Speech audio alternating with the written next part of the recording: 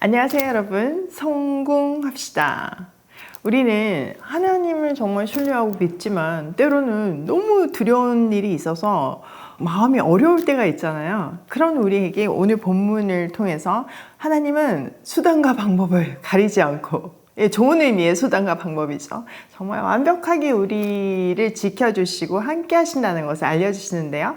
본문을 통해서 약속을 확인 받으시길 바라요. 자, 22절. 라반은 야곱이 도망한 지 사흘에야 그 소식을 전해 들었다. 라반은 친족을 이끌고 이레길을 쫓아가서 길라 산간에서 야곱이 있는 곳에 이르렀다. 그날 밤에 아람 사람 라반이 꿈을 꾸는데 하나님이 나타나셔서 좋은 말이든지 나쁜 말이든지 야곱에게 아무 말도 하지 않도록 조심하라 하고 그에게 말씀하셨다. 자, 라반은 사흘길 떨어진 곳에서 양의 털을 깎는 축제를 하고 있었죠. 사흘 뒤에야 야곱의 도망 소식을 들었어요. 그리고 친족들을 이끌고 출국해가지고 7일 만에 야곱이 있는 곳에 이르렀어요. 자, 라반이 길을 쓰고 쫓아갔을 거 아니에요. 근데 7일 만에 야곱 일행을 따라잡았으니까 야곱이 얼마나 전속력을 다해서 도망하고 있었는지 우리는 느낄 수 있죠. 그의 절박함이 느껴져요. 그는 군대를 이끌고 가는 것이 아니라 가축대를 이끌고 또 가족들을 이끌고 갔으니 사실 쉬운 일이 아니었는데 진짜 절박하게 도망하고 있었던 거예요. 라반이 이렇게 전속력으로 따라잡았다는 거는 가만두지 않겠다. 그러니까 죽일 수도 있는 굉장히 위급한 상황이었죠. 하나님은 이런 상황 속에서 개입하셨어요. 아람 사람 라반의 꿈에 나타나셔서 야곱에게 아무 말도 하지 말고 조심해라고 경고를 하시죠. 함께 하시며 지켜주시겠다는 약속을 하신 하나님께서 야곱에게 그 약속을 신실하게 지키시는 장면이에요. 자, 라반은 이미 야곱의 인생을 통해서 하나님의 능력을 경험했어요. 함부로 할 수가 없었을 거예요. 자, 25절. 라반이 야곱을 따라잡았을 때 야곱이 길라 산간 지방에다 이미 장막을 쳐놓았으므로 라반도 자기 친족과 함께 거기에 장막을 쳤다. 라반이 야곱에게 말하였다. 자네가 나를 속이고 나의 딸들을 전쟁포로 잡아가듯이 하니 어찌 이럴 수 있는가? 어찌하여 자네는 나를 속이고 이렇게 몰래 도망쳐 나오는가? 어찌하여 나에게 아무 말도 하지 않았는가? 자네가 간다고 말하였으면 북과 수금을 맞춰서 노래를 부르며 자네를 기쁘게 떠나보내지 않았겠는가? 자네는 내가 나의 손자, 손녀들에게 입을 맞출 기회도 주지 않고 딸들과 석별의 정을 나눌 시간도 주지 않았네. 자네가 한 일이 어리석기 짝이 없네. 내가 마음만 먹으면 자네를 얼마든지 해칠 수 있네. 그러나 어젯밤 꿈에 자네 조상의 하나님이 나타나셔서 나에게 경고하시기를 좋은 말이든지 나쁜 말이든지 야곱에게 아무 말도 하지 않도록 조심하여라 하셨다네. 자네가 아버지의 집이 그리워서 돌아가는 것은 당연하지만 어찌하여 나의 수호 신상을 훔쳤는가? 자, 라반은요 야곱을 나무랐어요. 크게 두 가지를 지적하는데요. 첫 번째는 왜 자기를 속이고 몰래 떠나냐고 얘기해요. 그러면서 마치 자기 딸들을 포로 끌어가듯이 끌어가고 인사할 시간도 주지 않고 자기 것을 다 속이고 도망쳤다고 이렇게 표현하잖아요. 그러니까 지금 라반의 마음에는 다 모든 소유, 그러니까 야곱의 모든 소유가 자기 거라고 생각을 했던 거죠. 그리고 하나님이 꿈에서 나타나서 막으시지 않으셨으면 내가 해칠 수도 있었다 라고 속마음을 털어놓죠. 자, 두 번째는 수호신을 훔쳤다고 나무래요. 자, 수호신을 갖고 있는 사람이 상속권을 가지고 있다는 의미이기도 했기 때문에 이 수호신을 굉장히 중요하게 여겼기 때문에 지금 이까지 와서 그걸 찾고 있는 거죠. 자, 31절. 야곱이 라반에게 대답하였다. 장인 어른께서 저희 처들을 강제로 빼앗으실까 보아 두려웠습니다. 그러나 장인 어른 댁 수호 신상들을 훔친 사람이 있으면 그를 죽이셔도 좋습니다. 장인 어른의 물건 가운데서 무엇이든 하나라도 저에게 있든지 우리 친족들이 보는 앞에서 찾아보시고 있거든 가져가십시오. 야곱은 라헬이 그 수호 신상을 훔쳤을 것이라고는 전혀 생각하지 못하였다. 야곱은요 라반이 자기 아내들 강제로 빼앗을까 봐 두려웠다고 말해요.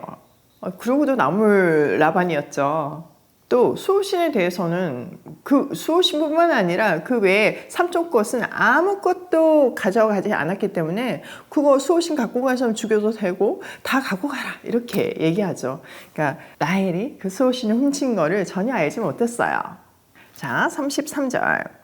라반은 먼저 야곱의 장막을 뒤졌다. 다음에는 레아의 장막과 두 여종의 장막까지 뒤졌으나 아무것도 찾아내지 못하였다. 레아의 장막에서 나온 라반은 라헬의 장막으로 들어갔다. 라헬은 그 수호 신상들을 낙타 안장 밑에 감추고서 그 위에 올라타 앉아 있었다. 라반은 장막을 샅샅이 뒤졌으나 아무것도 찾아내지 못하였다. 라헬이 자기 아버지에게 말하였다. 아버지, 너무 노여워하지 마십시오. 지금 저는 월경 중이므로 내려가서 아버지를 맞이할 수 없습니다. 라반은 두루 찾아보았으나 근데 그 수호 신상들은 찾지 못하였다. 라반 일행은 야곱의 장막부터 시작해서 각 장막을 돌면서 신상을 찾았어요. 네, 찾지 못했죠. 마지막으로 라헬의 장막 안에 들어가서 찾아왔지만 그녀는 그 드라빔들을 낙타 안장 속에 숨겨놓고 그 위에 올라타서 자기는 월경 중이라서 아버지를 인사하지 못하는 거 양해해달라고 이렇게 얘기해요. 이렇게 숨겼기 때문에 결국 그들은 아무것도 찾지 못했어요.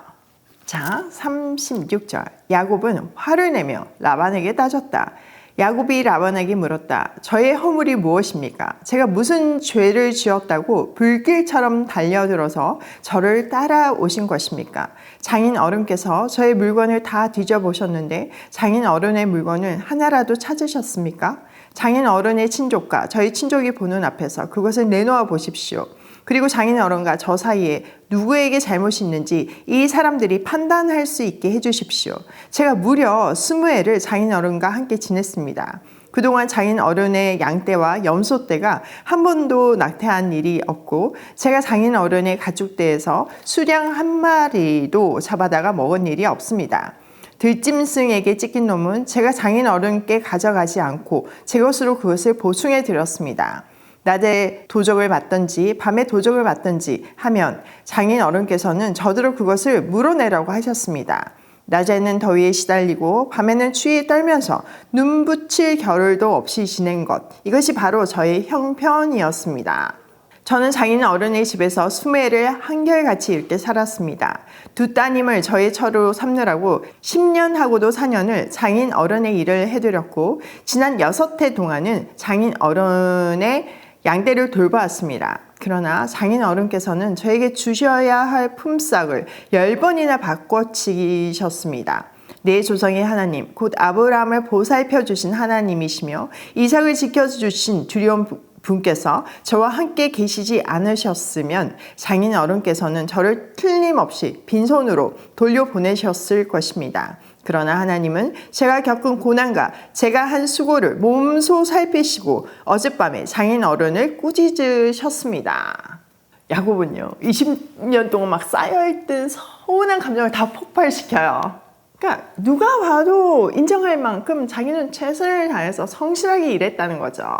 가축들을 잘 케어해가지고 낙태시킨 적이 없고 몰래 집에 가서 먹은 적도 없고 심지어는 들짐승에게 찢기거나 아니면 도둑 맞은 것까지 자기가 다 보상을 했대요. 당시 고대 근동의 이제 일반적인 법은요, 이런 들짐승에게 먹히거나 아니면 도둑을 맞은 것은 목자가 책임지지 않았거든요. 그런데 라반은 그것까지 원했고 야곱은 성실하게 그걸 갚았어요. 또 밤낮으로 낮에는 더워요.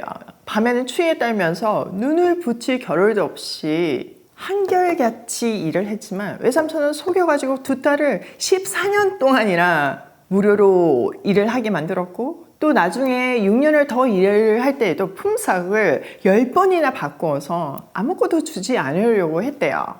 진짜 속이 터지는 것을 지금까지 하고 있다가 폭발을 한 거죠. 그러면서 하나님이 아니었다면 분명 삼촌은 나를 빈손으로 쫓아보냈을 거라고. 하나님이 살피시고 축복해 주셔서 자기를 지켜주시고 또 이렇게 다 보상을 해주시고 죽이려고 하는 마음까지 막으셔가지고 어젯밤에 꿈까지 나타나셔서 지켜주셨다고 신앙 고백을 하고 있어요. 자, 야곱의 이야기를 들으면 20년 동안 얼마나 빡센 훈련을 받았는지 알 수 있죠. 야곱이 속이는 자라는 뜻이잖아요. 그의 행동을 보면 맨날 속이는데 일가견이 있었어요. 그런데 이제 더 적수인 완전 최강자인 외삼촌을 만나가지고 그 속이는 거, 그 인간성을 완전 훈련받게 되는 거죠. 계산한 마음을 내려놓을 수밖에 없었어요. 이 과정을 통해서 더 하나님을 붙잡을 수밖에 없었고 신앙이 깊어졌음을 확인할 수 있어요. 자, 43절. 라반이 야곱에게 대답하였다. 이 여자들은 나의 딸이요. 이 아이들은 다 나의 손자, 손녀요. 이 가축대도 다 내 것일세. 자네의 눈앞에 있는 것이 모두 내 것이 아닌가. 그러나 여기 있는 나의 딸들과 그들이 낳은 나의 손자와 손녀를 이제 내가 어떻게 하겠는가? 이리 와서 자네와 나 사이에 언약을 세우고 그 언약이 우리 사이에 증거가 되게 하세. 그래서 야곱이 돌을 가져와서 그것을 기둥으로 세우고 또 친족들에게 돌을 모으게 하니 그들이 돌을 가져와서 돌 무더기를 만들고 그 돌 무더기 옆에서 잔치를 벌이고 함께 먹었다. 라반은 그 돌 무더기를 여갈사두다라고 하고 야곱은 그것을 갈르엣이라 하였다.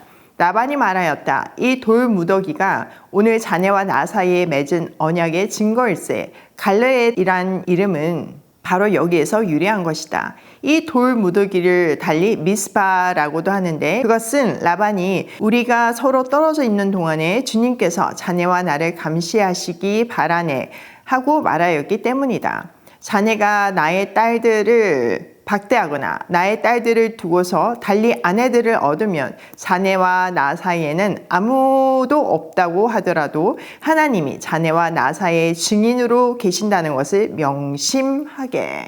야곱의 서름 폭발로 인해서 지금 라반은 궁지에 몰렸죠. 아무리 약삭빠르게 행동을 하려고 해도 다 증인들이 있고 야곱이 성실했던 것은 부인할 수가 없었기 때문이죠. 궁지에 몰렸지만요, 라반은요 그 사이에 또 머리를 써가지고 지금 내줄 수밖에 없는 상황이잖아요. 보내줄 수밖에 없는 상황이잖아요. 근데 굉장히 생색을 내듯이 얘기해요. 지금 이 딸들과 손자들과 모든 가족이 다 자기 것인데 이제 보내주겠다, 이렇게 선심에 쓰는 것 같이 얘기하면서 언약을 세우자고 해요. 이것은 하나님이 야곱을 보호하시는 것을 알기 때문에 두려웠기 때문이에요. 야곱이 이 제안에 동의하였고 그 언약의 증거로 돌 무더기를 만들어요. 그리고 그것을 공인하기 위해서 함께 잔치를 벌이죠. 고대 근동에서 중요한 계약을 하고 나서 함께 먹는 것은 굉장히 중요한 예식이었어요. 라반은 그 돌 무더기를 증거의 돌 무더기라는 뜻으로 여갈사두다라고 이름을 붙였고 야곱도 같은 의미이지만 갈르엣이라는 이름을 붙였어요. 같은 뜻이지만 라반은 아람어로 붙였고 야곱은 히브리어로 사베라 했어요. 자, 51절. 라반은 야곱에게 또 다짐하였다. 이 돌 무더기를 보게, 그리고 내가 자네와 나 사이에다 세운 이 돌 기둥을 보게. 이 돌 무더기가 증거가 되고 이 돌 기둥이 증거가 될 것이네. 내가 이 돌 무더기를 넘어 자네 쪽으로 가서 자네를 치지 않을 것이니 자네도 또한 이 돌 무더기와 이 돌 기둥을 넘어 내가 있는 쪽으로 와서 나를 치지 말게. 아브라함의 하나님, 나홀의 하나님, 그들의 조상의 하나님이 우리 사이를 판가름하여 주시기를 바라네. 그러자 야곱은 그의 아버지 이삭을 지켜주신 두려운 분의 이름으로 맹세하였다. 야곱은 거기 산에서 제사를 드리고 친족들을 식탁에 초대하였다. 그들은 산에서 제사 음식을 함께 먹고 거기에서 그날 밤을 보냈다. 자, 야곱이 쌓은 돌 무더기는요, 양자 간의 경계 표시의 역할도 했어요.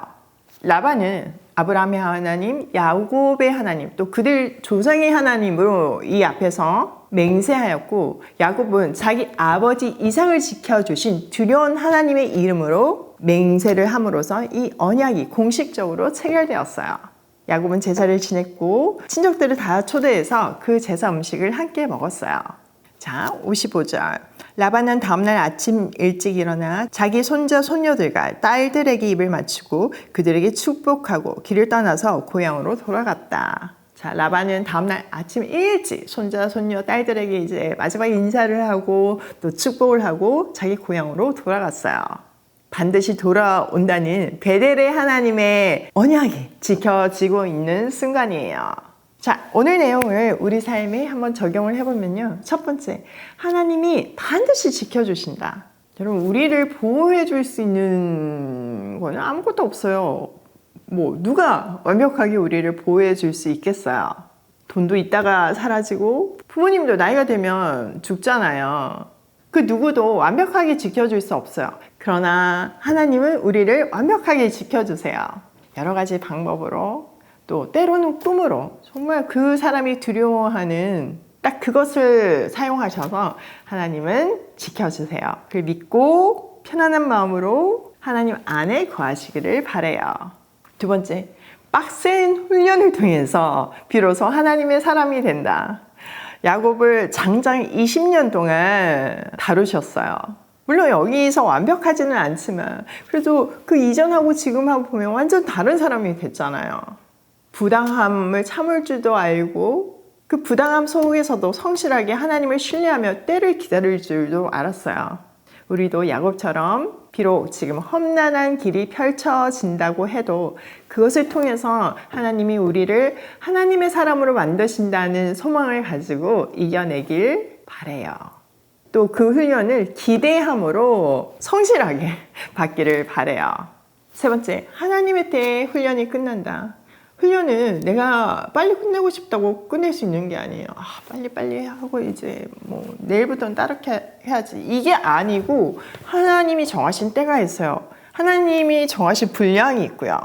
우리는 그 하나님의 주권에 순종하면서 그때를 소망하며 견딜 수밖에 없어요. 그게 신앙이에요. 어떻게 보면 우리의 삶의 그 여정 자체가 기다림의 순종을 배우는 여정이죠. 오늘도 나를 완벽하게 지켜주시는 하나님 안에서 빡센 훈련을 즐거이 견디며 고고싱해요.